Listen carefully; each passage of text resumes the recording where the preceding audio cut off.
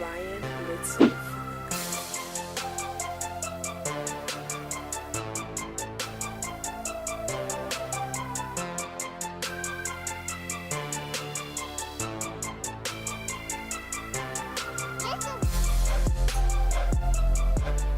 Another day, another very familiar Sony hardware revision. As is tradition with all of Sony's video game hardware, it was time for the PlayStation 4 to get slimmed down, redesigned, and given a lovely new price tag. This is the new PlayStation 4. On the surface, not much has changed. Rightfully so, not much does change when Sony slims down hardware. It's more cosmetic than anything else, but it's always a monumental change in Sony's long-term strategy. This is the new baseline PS4, starting at a lower price and new form factor. For Sony, this means they've likely lowered costs of manufacturing, breathed life into the hardware with a new look, and sparked new interest with a lower price. For the end consumer, this is just a smaller PS4. One of the only real benefits you'll be getting here, aside from the new look, is lower power consumption for your electric bill, which you'd arguably never really notice to begin with.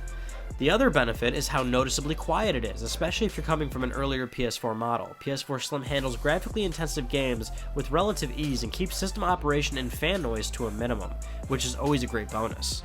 Cosmetically, PS4 Slim is radically different. Sony says it's reduced volume by 30% and weight by 16%. What's funny is that the original PS4 was already impressively small for the power it packed, so while Sony's numbers sound great, the system is only slightly smaller, nowhere near the dramatic weight loss like Sony's previous hardware revisions. That doesn't mean PS4 Slim is something to scoff at though. It's smaller, lightweight, and easier to travel with if you've ever found yourself in that position. My only complaint is twofold. Number one, the rather odd choice to separate the USB ports on the front of the system.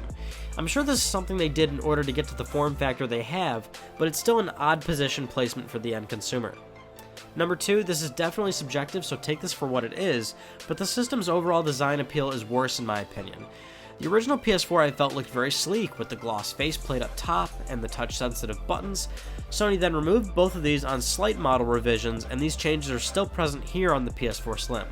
Even more so, the new buttons look cheap, and the elegant LED light has been reduced to less than an inch and placed near the buttons. It's always bothered me that Sony's hardware revisions take away all the beautiful design cues, and they've done it here again as well.